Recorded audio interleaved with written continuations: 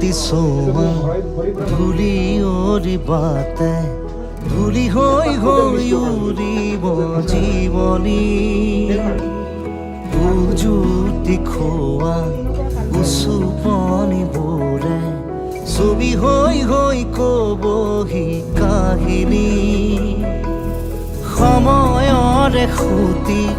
সুততে সুহুৰি সুৰুঙাৰে সুৰকি